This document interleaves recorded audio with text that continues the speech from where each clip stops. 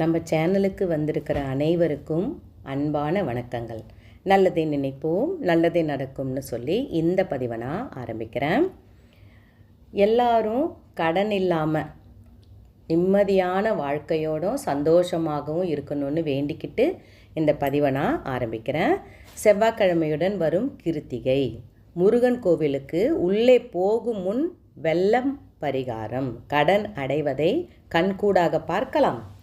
செல்வ செழிப்பு வீட்டுக்கு உண்டாகும், பழனி முருகனுக்கு அரோகரா அப்படின்னு தலைப்பு போட்டிருக்கலைங்களா? அது என்னன்னு பார்க்கலாம். இது பழனி முருகனுக்கு தான் போய் செய்யணுன்றது கிடையாது.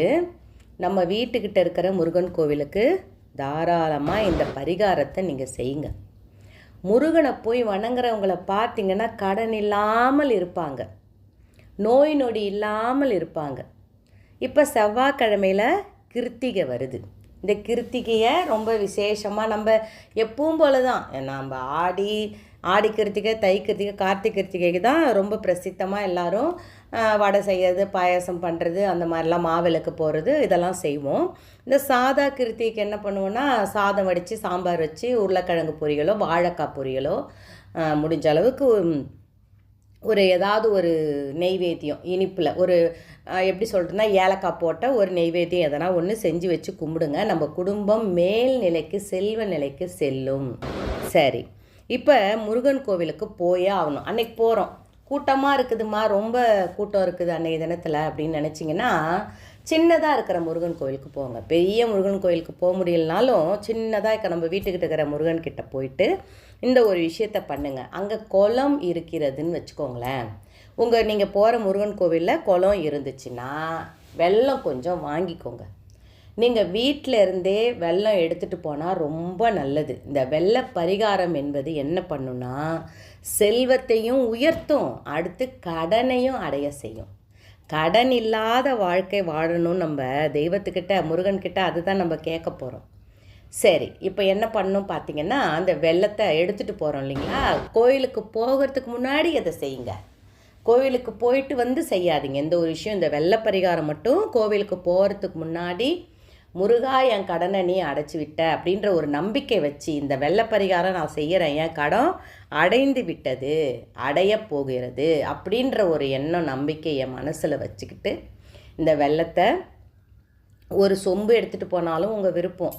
அப்படி இல்லை குளம் இருந்துச்சுன்னா குளத்துக்கு போயிட்டு பார்த்து பாதுகாப்பாக உக்காரணும். அந்த பாசியெல்லாம் இருந்தால் காலை அங்கே வச்சிடக்கூடாது, வழுக்கிடும்.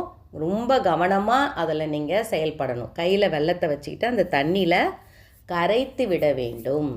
என் கடன் கரைய வேண்டும், இந்த வெள்ளம் கரையிற மாதிரி என் கடன் கரையணும். இது ஒரு விஷயம். பணம் பெருகணும்.